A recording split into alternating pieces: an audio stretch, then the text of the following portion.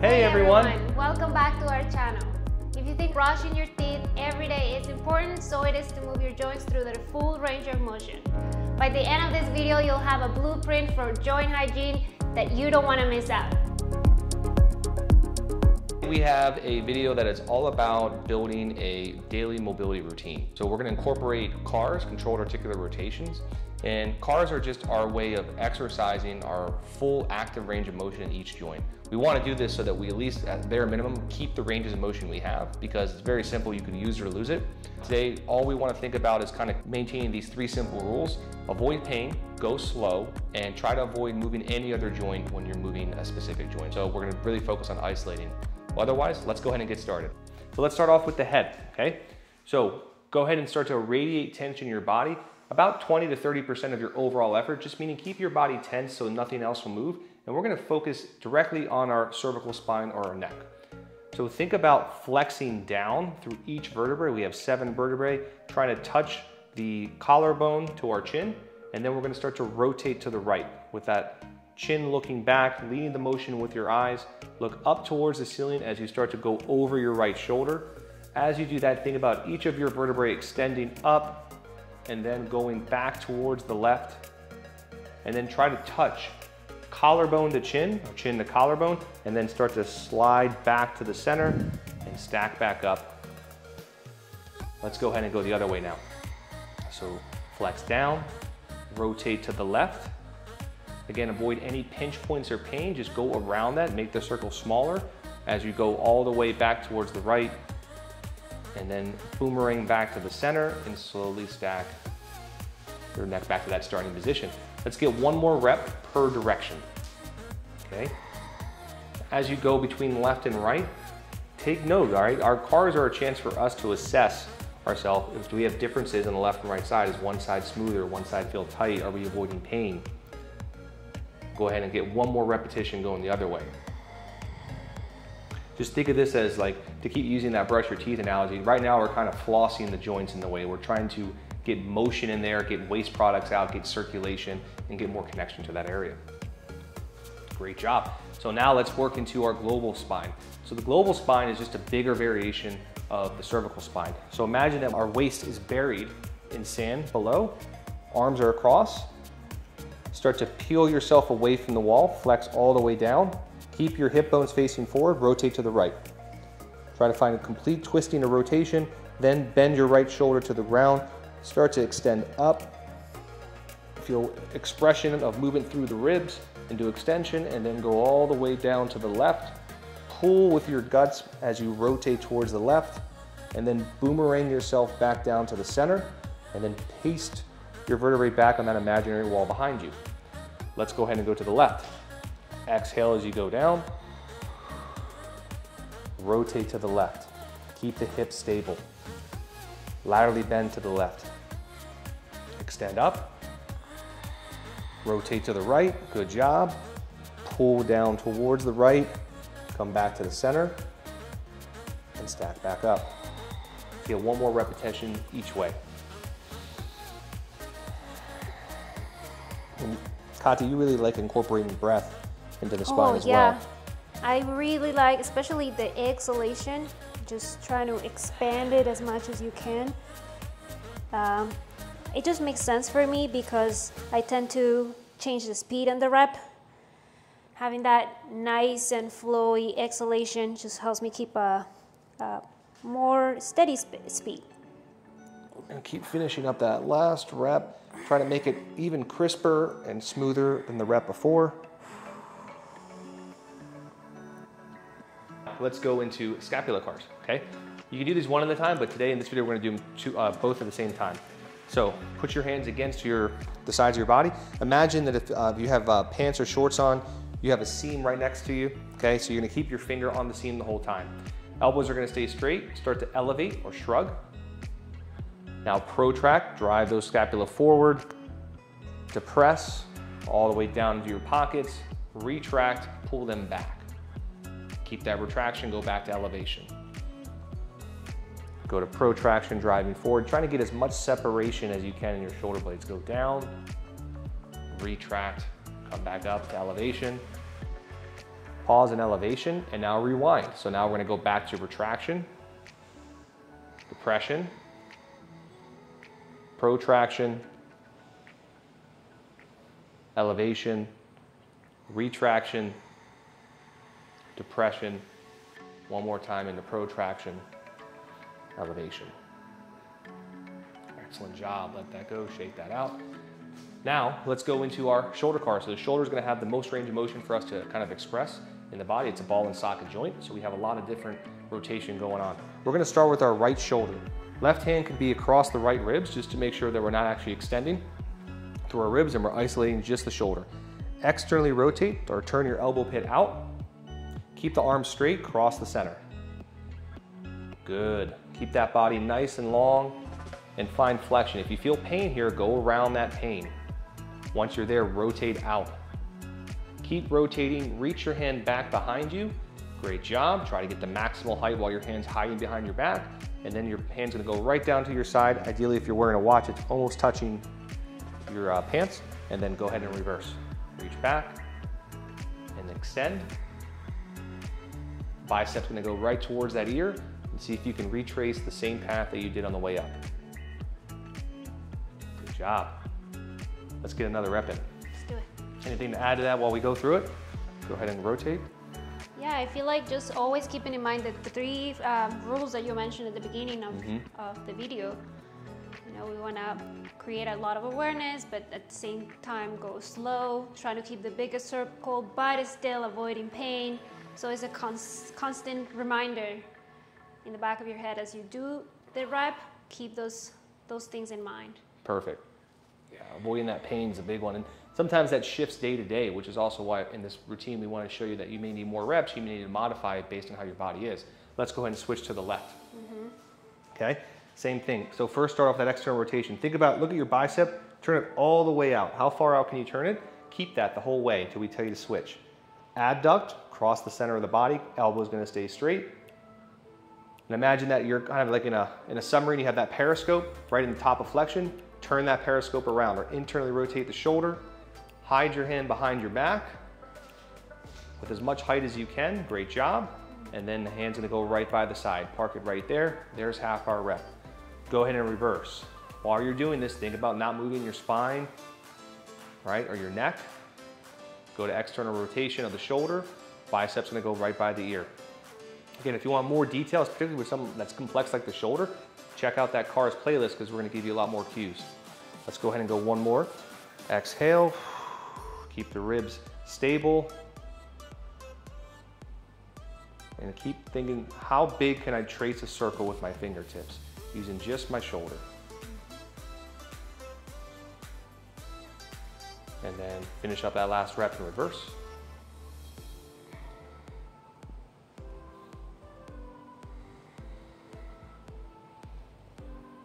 Nice job. Already got a little light sweat going here, just from the intention and the concentration. Let's go into our elbows. We're gonna do both these at the same time. Start off with supination or rotate your hands out. Try to keep your biceps from rotating in and out because that's the shoulder. Go ahead and start flexion. Try to maximize flexion. How much can you close your elbow? Right from there, pronate. So rotate in and then go down. Try to keep the fingers straight. Good. Rotate out to the outside. Perfect. That's supination. Coming back again into flexion. And pronate again and extend. This time, keep your pronation and then flex. Maximize that flexion. Give me maximal supination now, and then extend. If you have a hard time finding tension here, just imagine that air is getting thicker. You have your fingertips kind of resisting you. Just imagine, I always try to think about an imaginary object, try to make it harder for me to go through the rep. Perfect. All right. Let's go into wrists, okay? Sure. So we'll start off with the right side. Imagine you have a glass of water or a very expensive drink. I don't want you to drop that, so don't let that elbow rotate. We've already rotated the elbow. Now it's time for the wrist. Keep the fingers straight and let's go ahead right into flexion. Then adduct towards the center. Go into extension. Avoid any pain. Abduct to the outside. back into flexion. There's one rep. Go ahead and do it again. Keep tension through the forearm. Try not to let the body move. Just think of the wrist drawing a circle. Once you finish that second circle, reverse the direction. Nice and smooth. Try to keep the hand also the same shape. So don't let the fingers kind of move around or the hand fold. We just want to isolate as much wrist motion as we can in finishing that second rep. Good job. We'll switch sides. I like the shaking at the end. Kind of see like some blood flow. Yeah, a little more, put the blood back in there. Go ahead and go into flexion again. This time go to the inside. Keep pulling back into extension. Abduct towards the outside. Parked back into flexion. Give me one more rep in that direction. Smooth. We're just doing 2 reps today, so we want the concentration up. We don't have a lot of volume. Go ahead and reverse direction.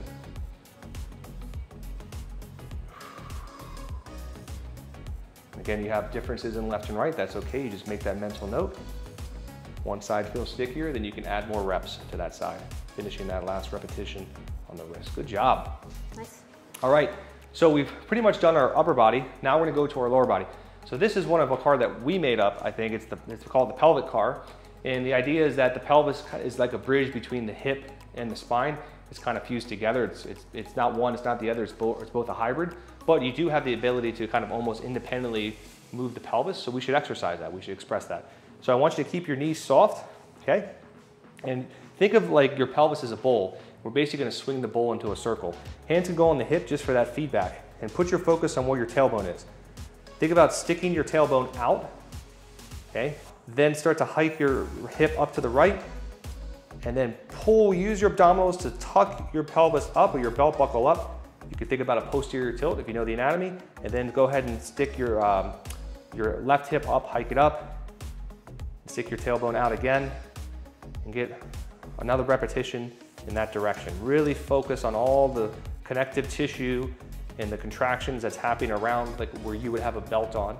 All that stuff is firing so that you can manipulate your pelvis in that circular position. And wherever you are there, go ahead and reverse.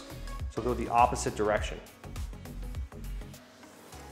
Now there's a lot more cueing and nuance involved, and we actually have some other ways to kind of make it simpler before we go into the circle. And that would be in that CARs playlist again. So check that out if you want a lot of detail on how to move the pelvis independently and learn how to train that. Finishing up that last repetition. Nice job. Those are always good. Feels awesome. Yeah. So with the hip CAR, we like standing because it does kind of offer you the most anatomy to use because the ground's not in the way. Also, we don't want to make it a balance thing, so we have something to hold on to. So we'll start off with our right, okay? Take your foot, start to scoop towards the inside.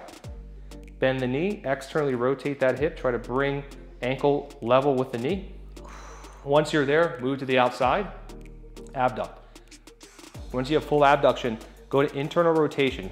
Imagine your right knee is sliding downhill as you park your hip behind you into extension, and now your knee is parked right under your hip. There's half a rep. Go ahead and reverse. Kick back, lift up, swivel that hip back in external rotation, pull the hip back into abduction, and come back down. Let's get one more rep. Try to keep the pelvis out of it, keep everything else still, and focus on isolating just the hip tissue.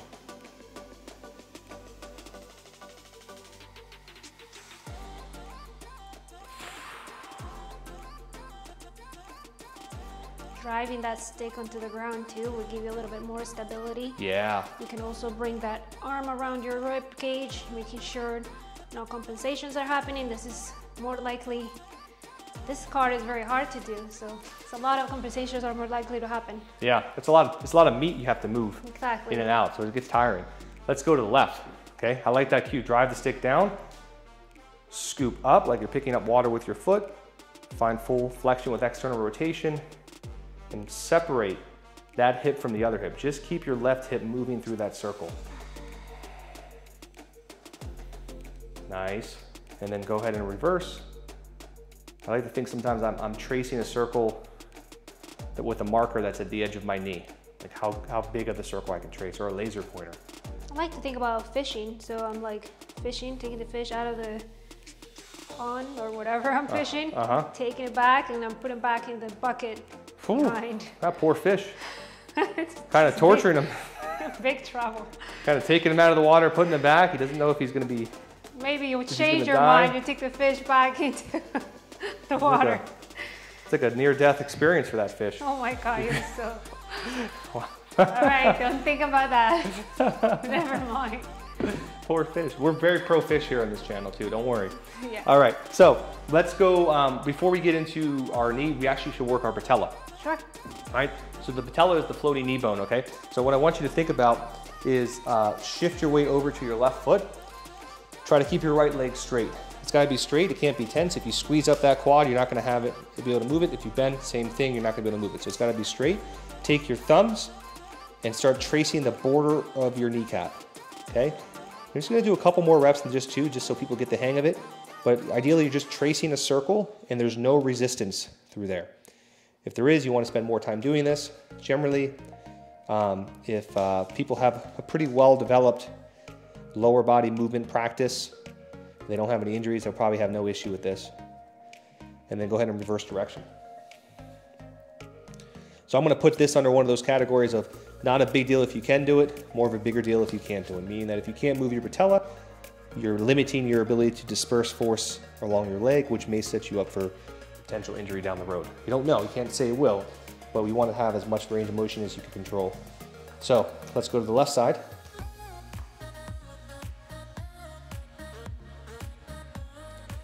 Again, just seeing if there's any, sometimes people will feel like almost like bubble wrap or tendon stuff, kind of chunkiness. Ideally, you have nothing there, it's smooth, and you feel like you can draw a pretty good circle of motion with your patella. Nice job. All right, so let's go back to our stick. We're gonna work on the knee. So remember, the knee doesn't only have flexion extension, it also has rotation. We'll start with our right knee. I want you to think about bending your right knee all the way. Externally rotate or turn that shin bone to the outside, extend that knee. Pause on full extension, internally rotate, bend. Externally rotate, extend. One more time, internally rotate, bend. So we're shying away from extending the knee completely, right? Yes. Just a little bit. Because then you won't be able to rotate it. Now, wherever you are, go ahead and switch directions. And just practicing the skill of moving the knee. That's basically what all the CARs are you practicing your joints? Because all exercises are just partial CARs. When you think about global multi-joint exercises. So if you can practice the CARs individually, the joints individually, you're gonna have more success because you have more of that control, so you can express it in the bigger motions. Go ahead and switch to the left.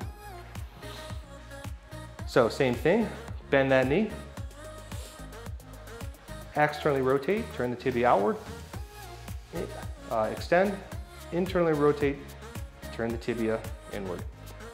Do it again, think about rotating from the heel. The knee's one of the harder ones for people to conceptualize on their first time doing it. Wherever you are, rotate or switch your rotation and try to go the other direction. Some of you may have noticed that the knee's kind of similar to the elbow. They're both very similar joints. They're hinge joints, but they do have rotation. That's why we want to practice the rotation too.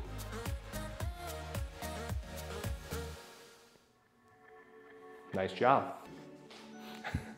Together.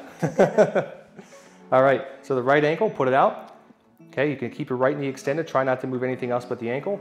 Go into eversion of the foot, plantar flexion, inversion, dorsiflexion.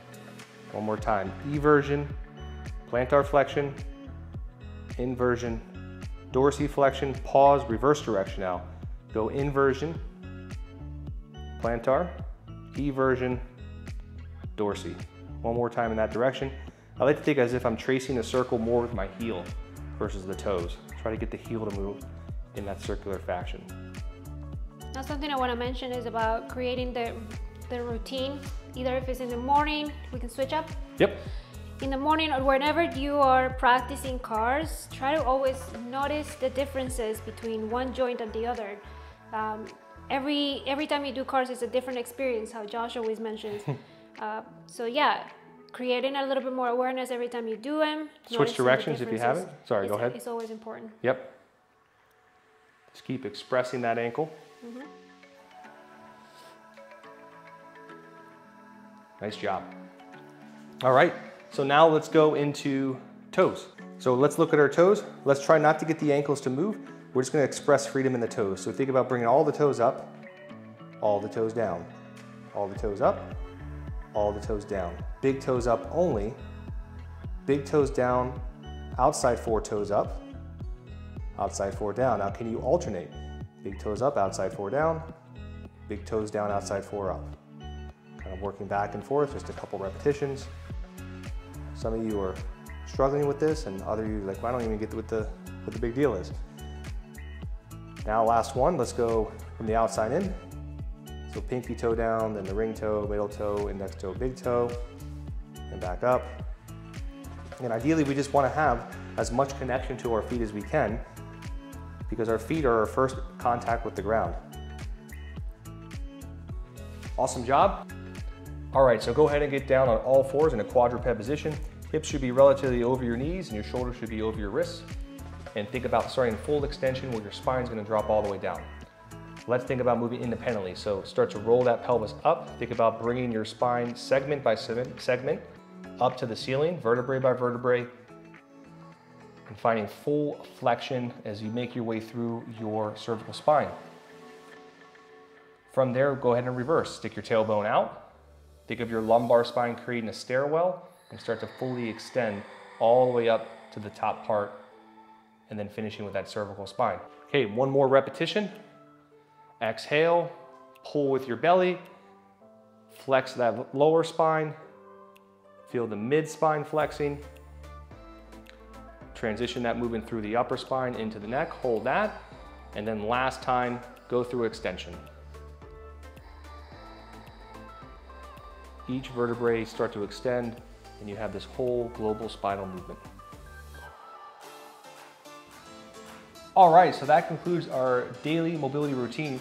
Remember, the importance of doing this is so that you can maintain the ranges of motion that you have. It's the first step to being able to do that, and eventually even train more range of motion by getting more connected to those joints. So whether you've been doing CARs before or this is your first time doing them, leave us a comment down below and let us know how it went. Check out the full CARs playlist, and if you like these types of videos, please consider subscribing. And as always, we'll see you in the next video. Ciao. Bye.